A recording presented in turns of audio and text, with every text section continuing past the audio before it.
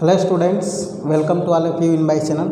आज हम लोग बात करने वाले हैं, ठीक है, बीएससी के अंदर मैट्रिक्स से चैप्टर में लेक्चर नंबर 8 के अंदर। लेक्चर नंबर 8 के अंदर हम लोग सीखने वाले हैं ऑर्थोगोनल मैट्रिक्स और यूनिटरी मैट्रिक्स। दो डिफिनेशन इंपॉर्टेंट होगा, ठीक है।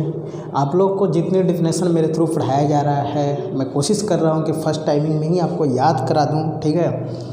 और सारी डिफिनेशन का नोटिफिकेशन पाने के लिए आप लोग यदि चैनल को सब्सक्राइब नहीं किए हैं तो सब्सक्राइब कर दीजिए, एक लाइक बटन कर दीजिए। यदि आपको बेस्ट लगता है तो लाइक ज़रूर करें, और साथ ही साथ सारे डिफिनेशन के अपडेट पाने के लिए बेल आइकन की घंटी जो आएगी नोटिफिकेशन के लिए वो भी प्रेस कर दें। अब देखिए, इसमें हम लोग बात करने वाले हैं कि इसके प्रीवियस लेक्चर आप देखेंगे, जैसे प्लेलिस्ट में जा कर के हम लोग मेरे चैनल में प्लेलिस्ट में सब अपडेट है वहाँ पे कि Hermitian, SQ Hermitian, symmetric, SQ symmetric, सारी डिफिनेशन वो आपको क्वेश्चन आते कैसे हैं एग्ज़ाम में। पहले ये स्ट्रेटजी बनाना है। तो ये स्ट्रेटजी ये रहेगा हमारा कि वहाँ क्वेश्चन इस तरह का रहेगा, डिफाइन दी फ्लोइंग। अब आपके पास दे देगा कि निम्नलिखित को परिभाषित करें। फर्स्ट मान लेते हैं कि Hermitian matrix, second SQ Hermitian, third orthogonal, fourth unitary matrix. ऐसे सब डिफिनेशन कुछ दे देते हैं, कभी कभार के पेपर में दे देते हैं। तो आपको डिफिनेशन भी ज़रूरी है, साथ ही साथ ऑब्जेक्टिव क्वेश्चन, माने आपको 8 नंबर देगा, 16 मार्क्स का, ईच क्वेश्चन 2 मार्क्स का। और सभी क्वेश्चन को कवर करने के लिए डिफिनेशन भी कंपल्सरी होगा कि ये बोल देगा कि matrix A is and orthogonal matrix if. अब आपके पास ये ऑप्शन हटा देगा, ऑप्शन में नहीं डाला, कहीं ये ऑप्शन में रहेगा तो भी आप ट्रिक कर सकते हैं। वो तभी ट्रिक करेंगे जब आप पढ़े रहेंगे, ठीक है। तो आइए हम लोग समझते हैं कि ऑर्थोगोनल मैट्रिक्स होता क्या है। ऑर्थोगोनल का मतलब होता है स्टूडेंट्स लंब होता है, परपेंडिकुलर जिसको बोलते हैं, ठीक है। ये लांबिक आबिहू बोला जाता है। लांबिक आबिहू कहने का मतलब होता है कि कोई भी मैट्रिक्स को लांबिक आप कब कह सकते हैं। ए स्क्वायर मैट्रिक्स, यह स्क्वायर मैट्रिक्स में डिफिनेशन लागू होती है। A square matrix capital A is said to be orthogonal matrix if A into A dash, A dash का मतलब हो गया कि मैट्रिक्स ए का ट्रांसपोज, जिसमें रो और कॉलम को आपस में क्या करते थे, चेंज करते थे। रो को कॉलम के फॉर्म में लिखते थे, कॉलम को रो के फॉर्म में लिखते थे, वही आपका ए डैश है। तो ए इंटू ए डैश बराबर ए डैश इंटू ए बराबर I, where I is the identity matrix of given matrix, यानी कि जिस ऑर्डर के मैट्रिक्स होंगे उसी ऑर्डर, जैसे ये 2x2 ऑर्डर मैट्रिक्स है, आइडेंटिटी मैट्रिक्स 2x2 ऑर्डर के लेकर चलना है। यदि यह 4x4 ऑर्डर का मैट्रिक्स है तो आइडेंटिटी मैट्रिक्स भी 4x4 ऑर्डर का लेकर चलना है। तो हमारी डिफिनेशन हुई ए इंटू ए डैश, ऑर्थोगोनल के लिए याद कर जाइए, ए into A dash, A into A dash बराबर ए डैश इंटू ए बराबर आई, यानी यह भी आइडेंटिटी के बराबर हो जाएगा, ये भी आइडेंटिटी के बराबर हो जाएगा। अब हमें कोई क्वेश्चन प्रूफ करने को देता है, ठीक है, तो हम इन दोनों में से कोई एक ही डिफिनेशन वहाँ पे सेटिस्फाइड कराएंगे, ठीक है, वहाँ से हो जाएगा। एक ही definition A into A dash बराबर कर दीजिए, चाहे ए डैश इंटू ए बराबर कर लीजिएगा। समझ में आई बात।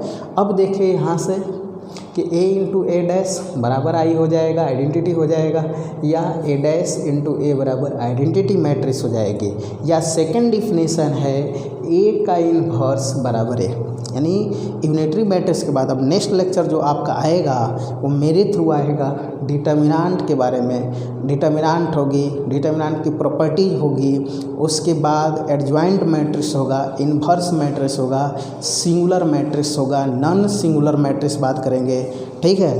उसके बाद हम लोग बात करने वाले हैं क्रेमर रूल क्या होता है, solution of linear differential equation, linear equation के बारे में, यहाँ डिफरेंशियल नहीं लीनियर इक्वेशन के बारे में, उसके यानी होमोजेनियस, नॉन होमोजेनियस।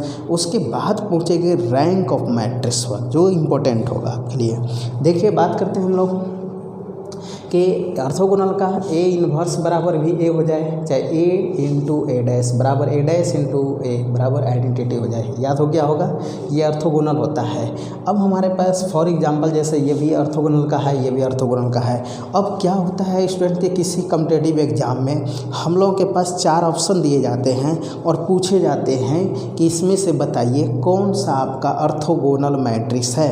तो ऑर्थोगोनल मैट्रिक्स को ये जो हम ए इंटू ए डैश यदि करने लगे, अब मान लीजिए कि आपके पास मैट्रिक्स 10 क्रॉस 10 ऑर्डर का होगा, ठीक है, यानी कि 10 रो और 10 कॉलम वाला होगा, 10 ऑर्डर का होगा। तब कैसे वहाँ पे करेंगे, ए इंटू ए डैश निकालने में ही आपका टोटल एग्जाम का टाइम खत्म हो जाएगा। देखिए चुटकियों में इसको बनाइएगा। चुटकियों में क्या रहेगा, आप प्रत्येक रो को देखिएगा, रो वाले का स्क्वायर करके सम करना है। रो वाले का जो ये मैट्रिक्स होगी यहाँ पर, ठीक है, ये जहाँ एलिमेंट होंगे इन सभी का स्क्वायर करके सम कर देना है और सम 1 के बराबर आ जाएगा। तो आप समझिएगा कि ये आपके पास जो मैट्रिक्स गिवन है वह ऑर्थोगोनल है। बस इतनी सिंपल सी बात। जैसे मान लीजिए यही एग्जाम्पल है हमारे पास, हमको ऑब्जेक्टिव में चेक आउट करना है। तो ऑब्जेक्टिव में चेक आउट करना है तो कॉस थीटा का स्क्वायर प्लस अगला क्या है माइनस साइन थीटा का स्क्वायर। अब देख लीजिए एक आ रहा है कि नहीं, तो ये आएगा कॉस स्क्वायर थीटा, अगला आएगा sine square theta equal to कितनी 1 होगा। सेकेंड रो में आइए, साइन थीटा का स्क्वायर प्लस कॉस थीटा का स्क्वायर, जिसको आप रिटेन करेंगे sine square theta cos square theta equal to 1। तो इस प्रकार से देख रहे होंगे कि इसके ईच रो के जो ईच रो है उसके स्क्वायर का सम, ईच रो के स्क्वायर का सम कितना हो रहा है 1 आ रहा है। तब तो कह सकते हैं कि यह जो एग्जाम्पल हमारे पास है ये किसका एग्जाम्पल है, ऑर्थोगोनल का है, ठीक है। तो ये ऑर्थोगोनल हुआ। नेक्स्ट भी आप देखिए, जैसे 1 का स्क्वायर 0 का स्क्वायर 0 का स्क्वायर 0 का स्क्वायर जोड़ दीजिए 1 आ जाएगा। वो 0 का स्क्वायर माइनस 1 का स्क्वायर 1 होता है, तो 1 प्लस 0 यानी 1 आ जाएगा, ये भी 1 आ जाएगा, ये भी 1 आ जाएगा, ठीक है। तो इस तरह से कह सकते हैं कि वह ऑर्थोगोनल है। अब देखिए हम लोगों के पास यदि 8 नंबर की क्वेश्चन एग्जाम में दे दिया जाए, सब्जेक्टिव क्वेश्चन की बात करते हैं, ठीक है, कि हमारे पेपर में 2 ही तरह के क्वेश्चन पूछते हैं। बीएससी के अंदर 2 तरह के होते हैं, एक सब्जेक्टिव होते हैं और एक जो है ऑब्जेक्टिव होते हैं। सब्जेक्टिव के अंदर ये नहीं होता है कि लॉन्ग है कि शॉर्ट है। यहाँ मैथमेटिक्स के अंदर एक ही रूल चलती है, बस वो 8-8 नंबर के क्वेश्चन देते हैं। अब उसको आप लॉन्ग समझिए या शॉर्ट समझिए, ठीक है। तो देखते हैं यह क्वेश्चन मान लेते हैं हमारे पास एग्जाम में दिया हुआ है, तो हम कैसे इसकी सॉल्यूशन निकालेंगे। तो सॉल्यूशन निकालने के लिए सबसे पहले a इंटू ए का ट्रांसपोज करेंगे। तो a इंटू ए आपके पास जो मैट्रिक्स है, देखिए ये क्या है, cos theta minus sine theta cos theta into A dash देखिए जो मैट्रिक्स ए है उसका ट्रांसपोज कर दीजिए, जो मैट्रिक्स ए है उसका क्या कर लीजिए, ट्रांसपोज कर दीजिए। तो ट्रांसपोज जब करेंगे तो हमारे पास क्या हो जाएगा, तो ये जो फर्स्ट रो है, फर्स्ट कॉलम हो जाएगा cos theta minus sine theta, ये कहने वाले हैं साइन थीटा कॉस थीटा, ठीक है। यानी जो फर्स्ट रो है वो first column, second row second column. अब यहाँ पर रो का मल्टीप्लिकेशन किसके साथ करेंगे, कॉलम के साथ करेंगे। तो ये जब करते हैं तो यहाँ से देखिए क्या आएगा, कॉस का कॉस के साथ करते हैं मल्टीप्लिकेशन, कॉस स्क्वायर थीटा, फिर माइनस साइन का माइनस साइन से करेंगे तो प्लस साइन स्क्वायर थीटा, ये आ गया। कॉस का साइन के साथ करेंगे cos theta into sine theta, minus sine theta का प्लस कॉस से करेंगे तो minus sine theta into cos theta. अब साइन थीटा का कॉस थीटा के साथ करते हैं तो ये हो जाएगा sine theta into cos theta. Cos theta का माइनस साइन से करेंगे तो minus cos theta into sine theta. Sign theta का साइन थीटा के साथ करते हैं sign square theta. Cos theta का कॉस थीटा के साथ करते हैं कॉस स्क्वायर थीटा। ओके, अब यहाँ से बात कीजिए कि देखिए ये आपके पास जो है आइडेंटिटी की फॉर्म दे रहा है या नहीं दे रहा है, यहाँ से हम लोग डिस्कस कर लें। ये आपके पास जो आया a इंटू ए का ट्रांसपोज कितना, cos square theta plus sign square theta का मान 1 होता है, और ये दोनों आपस में सेम होने से माइनस प्लस है, 0 कैंसिल हो जाएगा, ये भी दोनों कट जाएगा, 0 हो जाएगा। ये देखिए ये कितना आएगा, 1 आएगा स्टूडेंट्स। तो इस प्रकार से ये क्या है आपके पास आइडेंटिटी है, यानी a इंटू ए डैश बराबर आइडेंटिटी आ गया। तब तो आप कहेंगे कि हेंस जो मैट्रिक्स आपका A है, A किसको माने थे, cos theta minus sine theta sine theta cos theta is an orthogonal. ये क्या है हमारा, ऑर्थोगोनल है। ये प्रूफ हो गया, ठीक है, ये हमारा प्रूफ हो गया। ठीक, इस तरीके से हम लोग ये इसके बारे में समझते हैं। अब देखते हैं इसके सम रिजल्ट्स के बारे में।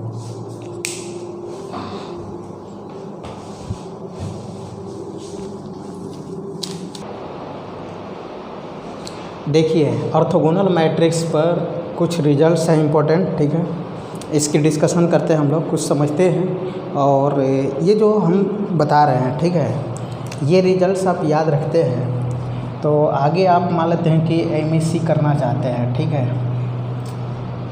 एमएससी कोई भी सेंट्रल यूनिवर्सिटी,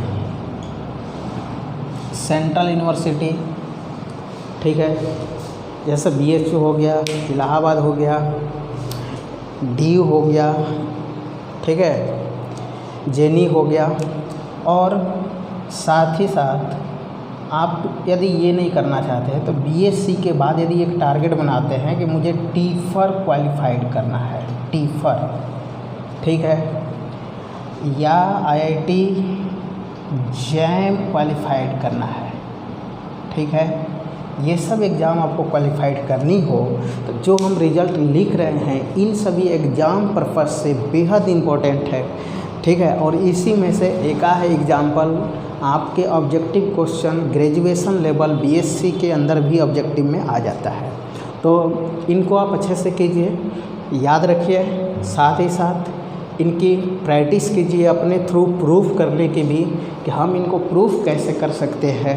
तो देखिए हमारी फर्स्ट रिजल्ट्स है the sum of 2 orthogonal matrix need not be orthogonal, यानी कि 2 हमारी ऑर्थोगोनल मैट्रिक्स है और उनका सम हम करते हैं तो वो ऑर्थोगोनल नहीं होता है, यानी ज़रूरी नहीं है, नीड नॉट बी, मैंने बोला है नीड नॉट बी, यानी वो हो भी सकता है नहीं हो सकता, ये ज़रूरी नहीं कि वो ऑर्थोगोनल होगा ही।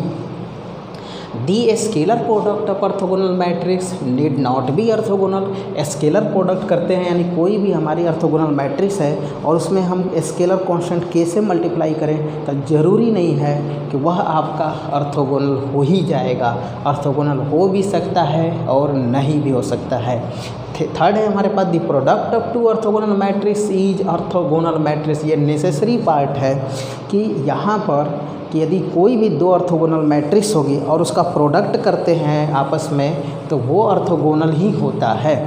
If K is orthogonal matrix, if A is orthogonal matrix then A के power K is orthogonal matrix होता है।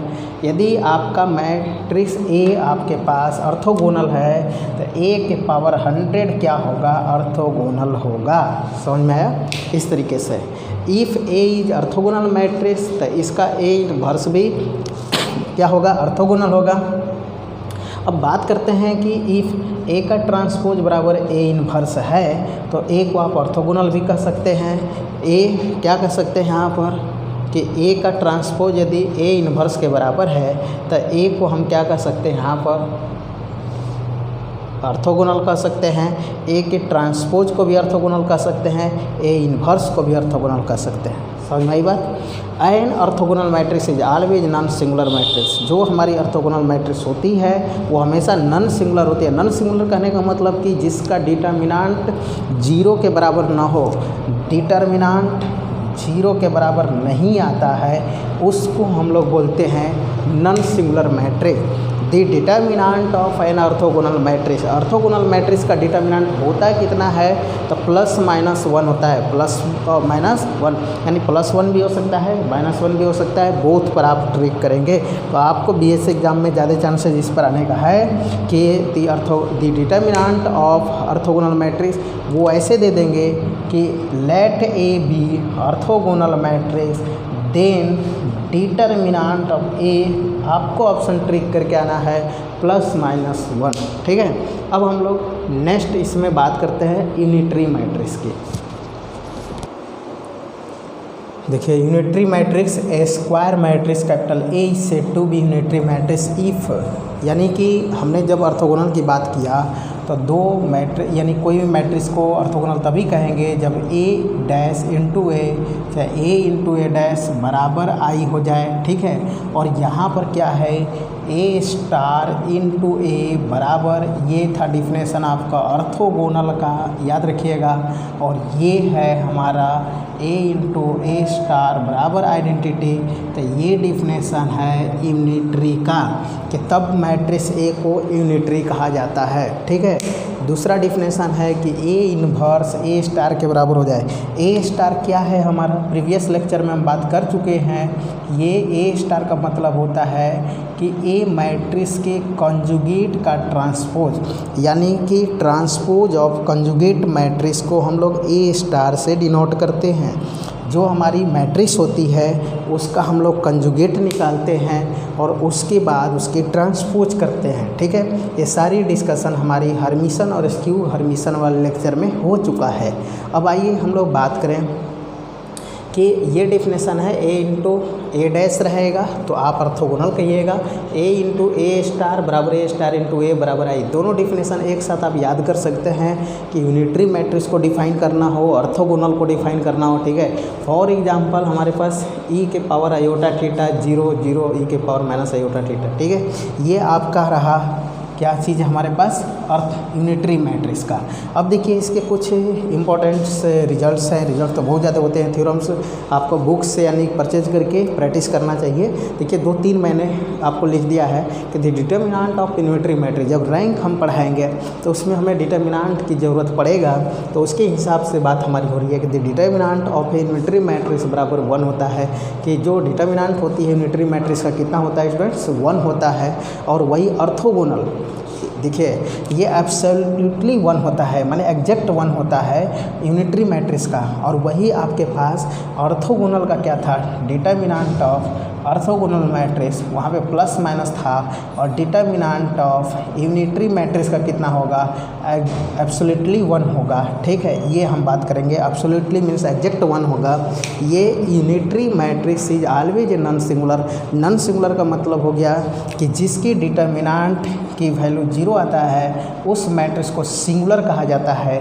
और जिस मैट्रिक्स के डिटर्मिनेंट का वैल्यू नॉट इक्वल 0 आ जाए तो इसको बोला जाता है नॉन सिंगुलर। तो आप देख रहे होंगे कि इसके डिटर्मिनेंट की वैल्यू कितना बताया गया है, 1 विच इज़ नॉट इक्वल 0, जो कि 0 के बराबर तो नहीं है, इसलिए इसको क्या बोलेंगे, नॉन सिंगुलर हमेशा बोलेंगे। यानी ये ऑर्थोगोनल और यूनिटरी दोनों ही हमारा नॉन सिंगुलर मैट्रिक्स होता है। थर्ड हमारी है कि if A is unitary matrix, A क्या है हमारा यूनिटरी मैट्रिक्स है, तब ए के पावर के भी यूनिटरी होगा, ए के पावर के भी यूनिटरी होगा, ए इन्वर्स भी यूनिटरी होगा, ए का ट्रांसपोज भी यूनिटरी होगा। ठीक है। तो आप इसको कंप्लीट कर लीजिए और नेक्स्ट लेक्चर में हम लोग आगे इसके डिस्कस करने वाले होंगे। अब डिटर्मिनेंट पे पहुँचेंगे, फिर एडजॉइंट मैट्रिक्स पर पहुँचेंगे, इन्वर्स ऑफ मैट्रिक्स पर पहुँचेंगे। ओके।